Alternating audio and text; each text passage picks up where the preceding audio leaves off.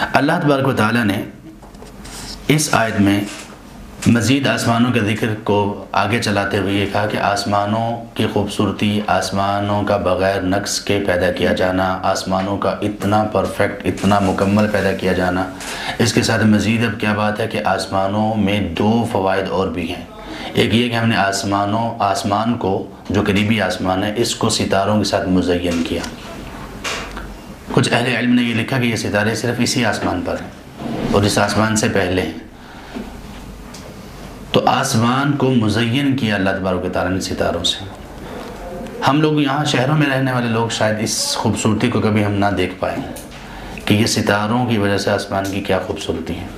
ہاں کبھی آپ پہاڑی جو ایریاز ہیں ان میں چلے جائیں اور ان میں کسی چوٹی پر ہوں اور پھر رات کو ذرا آپ ستاروں کو دیکھیں، سبحان اللہ، اتنے جھرمٹ، اتنے زیادہ ستارے اور ایسے عجیب و غریب، جیسے واقعی جس طرح سے جھرمٹ ہو اور بے پناہ بے شمار ستارے آپ کو، یعنی ان کے جھرمٹ بے شمار نظر آئیں گے۔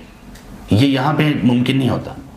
اگر آپ کا کبھی تجربہ ہو تو یہ تجربہ ضرور کیجیے، پہاڑوں کی چوٹیوں پر جا کر۔ جتنی بڑی بلند چوٹی ہوگی اتنی ہی رات کو آپ کو ستاروں کا منظر عجیب نظر آئے گا، پھر پتہ چلے گا کہ اللہ تعالیٰ نے اس کو آسمانوں کی خوبصورتی بنایا ہے، یہ آسمانوں کی خوبصورتی ہے، اس کو زینت قرار دیا۔ دیکھیں نا، زینت ایک عام چیز پر ایک ایسی چیز کا ہونا، ایسی چیز ہوتی ہے جو اس کو مزید خوبصورت بنا دیتی ہے۔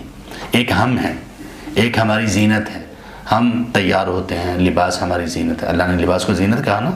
اللہ تبارک و تعالیٰ نے فرمایا سورۃ الاعراف میں، انزلنا، ہم نے آپ پر لباس نازل کیا، لباساً یواری سوآتکم، ایک اس کا مقصد یہ بتایا کہ تمہاری شرمگاہوں کو، تمہارے ستر کو ڈھانپتا ہے، دوسرا وریشا، تمہارے لیے زینت کا باعث ہے، خوبصورتی کا باعث ہے۔ دیکھیں معاملہ یہاں تک پہنچ چکا، لوگوں میں فحاشی اور یعنی بہت زیادہ ہو گئی، لیکن ابھی بھی خوبصورتی ان کو کپڑوں میں نظر آتی ہے۔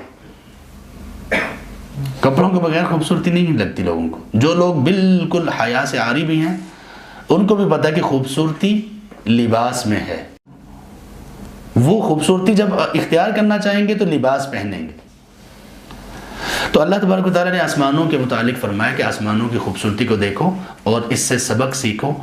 ایک تو اچھا عمل کرو، دوسرا یہ کہ جس اللہ نے اتنی خوبصورت چیزیں پیدا کی ہیں اور ہمارے لیے پیدا کی ہیں، اس اللہ کے ساتھ اپنے تعلق کو مضبوط کرو۔ اللہ نے دوسرا فائدہ آسمانوں کا، ان ستاروں کا یہ یہاں پر بتایا کہ رجوماً للشیاطین، شیاطین کو مارنے کے لیے بھی ہے۔ نبی صلی اللہ علیہ وسلم نے فرمایا کہ جو یہ شیاطین ہیں یہ لوگ آسمانوں کی باتیں سننے کے لیے اوپر آسمانوں کی طرف ٹریول کرتے ہیں اور فرشتوں کی بات چیت کو سن کر کچھ نیچے لوگوں کو، اپنے جو ان کے شیطان کے جو پروردہ ہوتے ہیں ان لوگوں کو یہ باتیں بتاتے ہیں، جن کو ہم نجومی کہتے ہیں، کاہن کہتے ہیں، کبھی کچھ کہتے ہیں۔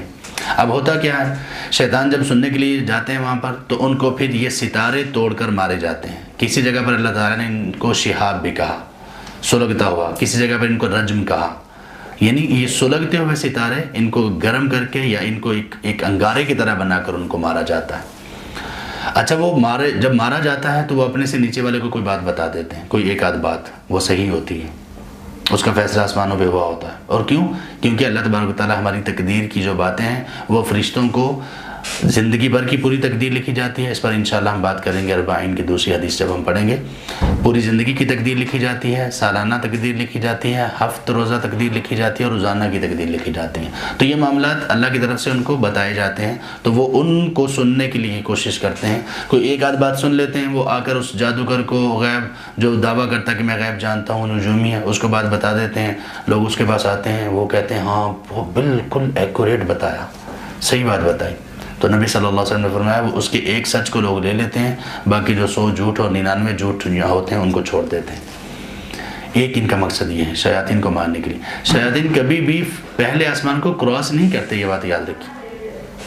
پہلے آسمان سے پہلے جا کر وہاں جو فرشتوں کی جو آوازیں یا جو فرشتوں کو سننا ہوتا ہے ان کا وہاں پہ ہوتا ہے، کیونکہ پہلا جو آسمان ہے اس میں تو وہ تو بالکل محفوظ ہے، سقف محفوظ۔ اللہ نے آسمان کے بارے میں کہا کہ یہ ایک محفوظ چھت ہے، جو پہلے آسمان ہے وہاں پہ تو نبی صلی اللہ علیہ وسلم بھی جب گئے، اور جو آپ نے فرمایا کہ روح جب سفر کرے گی، اللہ تبارک و تعالیٰ ہماری روح جب سفر کرے تو اللہ اس سے راضی ہو اور وہ اللہ سے راضی ہو، سفر کرے گی تو وہاں پر جا کر نبی صلی اللہ علیہ وسلم سے بھی نوک کیا، فرشتے ساتھ تھے تو پوچھا انہوں نے کون ہے، تو بتایا گیا کہ محمد صلی اللہ علیہ وسلم، تو وہ کہتے ہیں کہ ہمیں اس کے بارے میں اپروول مل چکی ہے، پہلے اجازت مل چکی ہے، پھر وہ دروازہ کھولیں گے آسمان کا، اور ساتوں آسمانوں کا ایسے ہی۔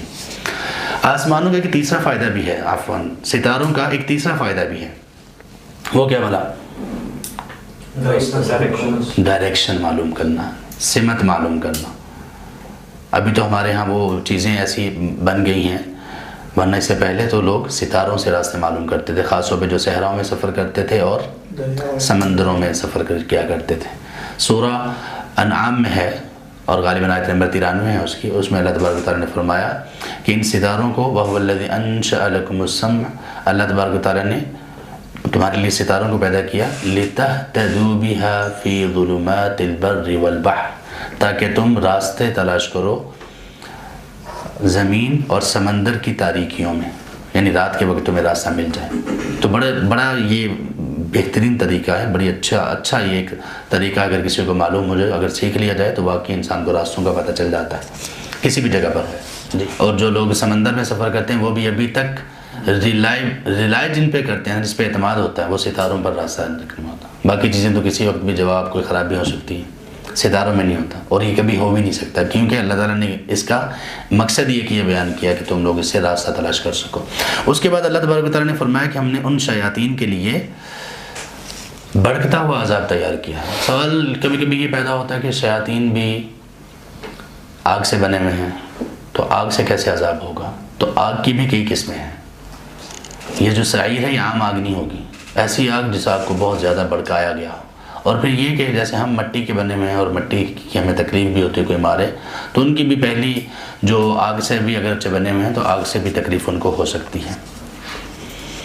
اللہ تبارک و تعالیٰ ہمیں اس عذاب سے محفوظ رکھیں، اور اللہ تبارک و تعالیٰ ہمیں ایسے اعمال کی توفیق دے دیں کہ جن سے واقعی ہم اس عذاب سے بچ جائیں اور ہمارے اعمال